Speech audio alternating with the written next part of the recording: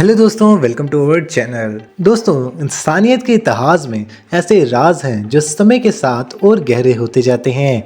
ये राज हमें सिर्फ एक कहानी नहीं सुनाते, बल्कि हमें एक जर्नी पे ले जाते हैं, एक जर्नी जो वक्त और जगह के पड़े है। आज हम एक ऐसे शहर की बात करेंगे जो दुनिया के सबसे अनहोनी मिस्ट्रीज में से एक है। 15,000 फीट की ऊंचाई पर एंडियन पहाड़ों के बीच एक शहर है जो इंसानी इमेजिनेशन का एक ऐसा करिश्मा है जो दुनिया में कहीं और नहीं मिलता। माचू पिचू, इसका हर पत्थर एक कहानी सुनाता है, इसका हर टेरेस एक सीक्रेट छुपाता है। एक शहर जो 400 सालों तक दुनिया की नजरों से छुपा रहा, एक शहर जो साम्राज्य के गिरने के बाद भी अपनी शान के साथ खड़ा रहा। ये कैसे पॉसिबल है? क्या ये एक रॉयल रिट्रीट था, एक रिलीजियस सेंटर, या शायद ये एक ऐसी जगह थी जहां आसमान और जमीन के बीच का कनेक्शन बनता था? दोस्तों, इस एपिसोड में हम एक्सप्लोर करेंगे माचू पिचू के हर एक स्टोन, हर एक स्ट्रक्चर और हर एक मिस्ट्री को।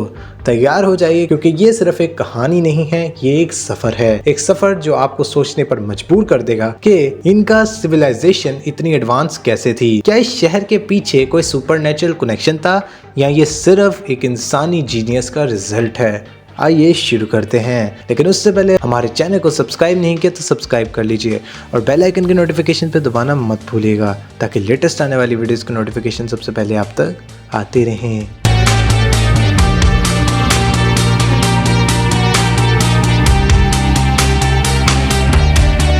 दोस्तों, 1911 में अमेरिकन हिस्टोरियन और एक्सप्लोरर हिरम बिंगम एक मिशन पर थे।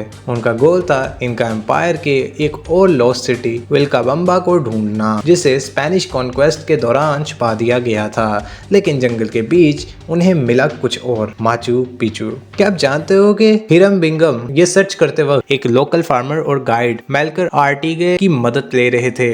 आर्टिगे उन्हें एक ऐसे जंगल पाथ पर ले गए जिसमें हर तरफ डेंस वेजिटेशन थी। जब बिंगम ने पहली बार माचू पिचू को देखा तो उन्होंने कहा, I felt as if I had stumbled into an enchanted land। लेकिन दोस्तों, एक इंटरेस्टिंग फैक्ट ये है कि लोकल्स को इस शहर की एग्जिस्टेंस का पहले से पता था।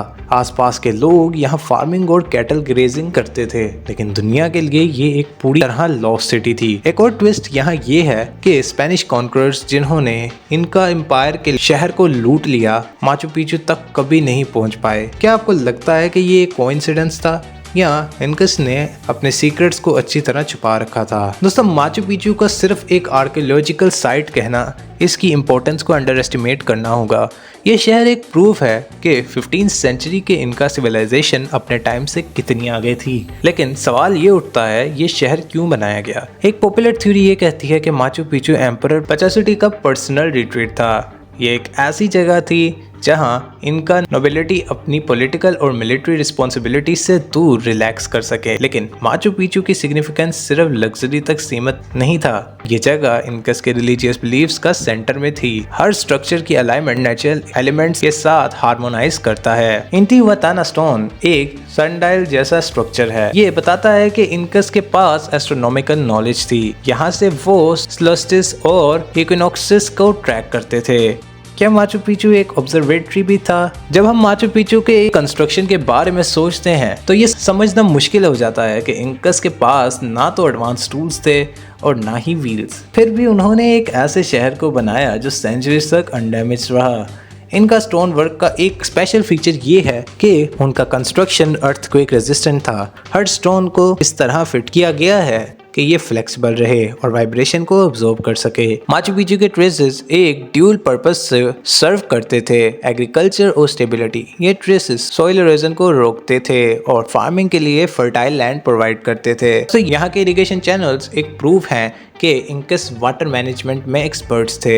एक नेचुरल स्प्रिंग का पानी पूरी सिटी में डिस्ट्रीब्यूट होता था, ड्रिंकिंग वाटर के लिए, सेरेमोनियल पर्पसेस के लिए और फार्मिंग के लिए। दोस्तों, माचू पिचू की मिस्ट्री सिर्फ इसकी कंस्ट्रक्शन तक सीमित नहीं है। ये शहर आज भी अनसॉल्व्ड क्वेश्चंस का एक सोर्स है। Why was it abandoned? दोस्तों, हिस्टोरियंस कहते हैं कि स्पेनिश कॉन्क्वेस्ट के टाइम इंकस ने इस शहर को अबेंडन कर दिया, लेकिन स्पेनियर्ड्स का यहाँ तक पहुँचना कभी रिकॉर्ड नहीं है। क्या इंकस ने खुद इस शहर को छुपा दिया? हिडन टनल्स और ट्रेजर्स। दोस्तों मॉडर्न स्कैनिंग टेक्नोलॉजी से पता चलता है कि माचू पिचू के नीचे अंडरग्राउंड टनल्स और चेम्बर्स हैं। क्या उनमें इंकस के रॉयल ट्रेजर्स हैं, या शायद ये एक सर्मोनियल साइट थी जहाँ सीक्रेट रिचुअल्स होते थे? दोस्तों सेलेस्टियल अलाइनमेंट। माचू पिचू के हर एक स्ट्रक्चर का अलाइनमेंट सेलेस्टियल बॉडीज के साथ मैच करता है। क्या इंकस ने यह नॉलेज किसी और एंशिएंट सिविलाइजेशन से ली थी, या उन्होंने खुद डेवलप की थी? दोस्तों आज के ज़माने में माचू पिचू एक यूनेस्को वर्ल्ड हेरिटेज साइट है, लेकिन इसकी पॉपुलैरिटी इसकी बड़ी दुश्मन बन गई है।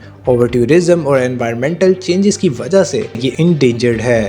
पेरू गवर्नमेंट और यूनेस्को इस साइट को प्रिजर्व करने की कोशिश कर रहे हैं, लेकिन अगर प्रॉपर स्टेप्स ना लिए गए तो क्या हमें अपनी पास्ट की लेगेसी हमेशा के लिए खो देनी पड़ेगी? दोस्तों माचू पिचू एक ऐसी जगह है जो हमें ये याद दिलाता है कि इंसानियत क्या अचीव कर सकती है। ये सिर्फ एक शहर नहीं, एक टाइम कैप्सूल है, एक विंडो इनटू अ वर्ल्ड जो अब एग्जिस्ट नहीं करता। लेकिन सवाल यह है कि हम इस लेगेसी को प्रोटेक्ट कर पाएंगे? क्या हम इससे सिर्फ एक टूरिस्ट डेस्टिनेशन बनाकर ख़त्म कर देंगे, या इसका रियल मीनिंग को समझकर इसे फ्यूचर जनरेशन के लिए बचाएंगे? मैं चाहूँगा कि आप इस टॉपिक पर अपने थॉट्स शेयर करें। क्या आपको लगता है कि माचू पिचू के सीक्रेट्स कभी पूरी तरह सॉल्व हो पाएंगे? तो दोस्तों मिलते हैं आप लोगों से अगली वीडियो में, तब तक के लिए गुड बाय। लेकिन उससे पहले अगर अभी तक आप लोगों ने हमारे चैनल को सब्सक्राइब नहीं किया तो सब्सक्राइब कर लीजिए और बेल आइकन के नोटिफिकेशन पे दबाना मत भूलिएगा, ताकि लेटेस्ट आने वाली वीडियोस के नोटिफिकेशन सबसे पहले आप तक आते रहें।